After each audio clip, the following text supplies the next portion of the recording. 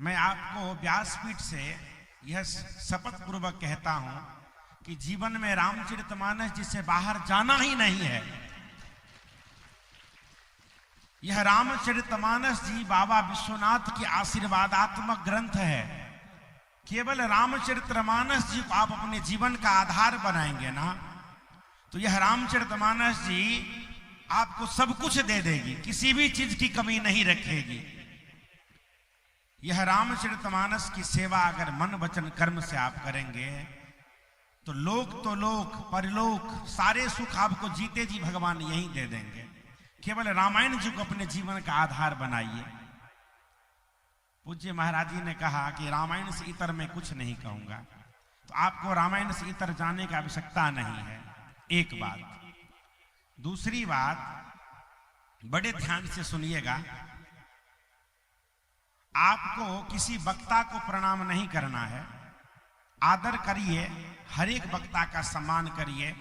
जैसे हम आप जगत में सबका अभिवादन करते हैं, शास्त्रों में बताया गया है अभिवादन शीलस्य नित्यम वृद्धोपसेविनः चत्वारि तेषाम वर्धन्ते आयुर विद्या यशो बलम। चार चीज बढ़ेंगे आपके, आयु विद्या यश और बल। बुजुर्गों का आप सम्मान करेंगे तो इसलिए बुजुर्गों का सम्मान करें।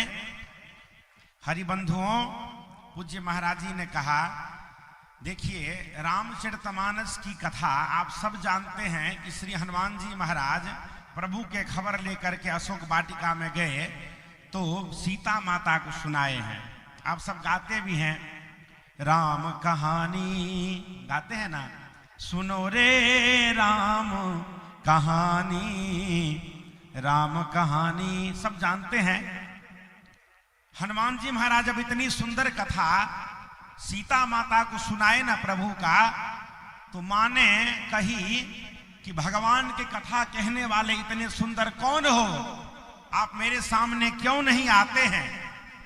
तो भगवान हनुमान जी महाराज क्या बोले जानते हैं आप सब?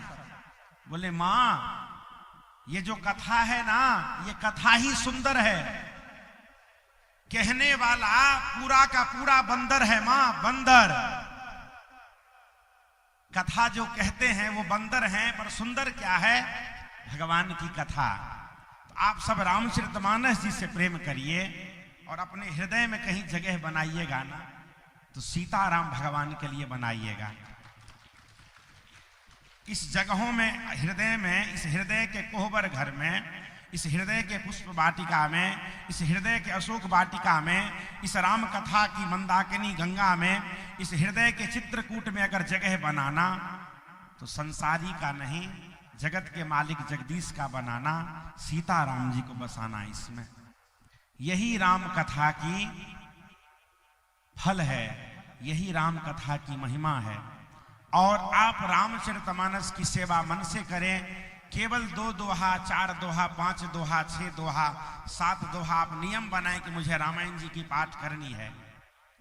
आपके ही राजस्थान के सुप्रसिद्ध संत, साकेतवासी, गौलोकवासी, प्रातः स्मरणीय पूज्यपाद अनंत श्री विभूषित बाबा श्री नारायण दास जी देवाचार्य त्रिवेणी धाम वाले महाराज जी के पास कोई दुख लेके कोई जाते थे तो महाराज जी यही कहते थे कि रे भाया, थे रामायण पाठ करा लो, था काम बन जाओ लो, यही कहते थे महाराज जी। रामायण पाठ कराओ, सब काम बन जाएंगे तुम्हारे।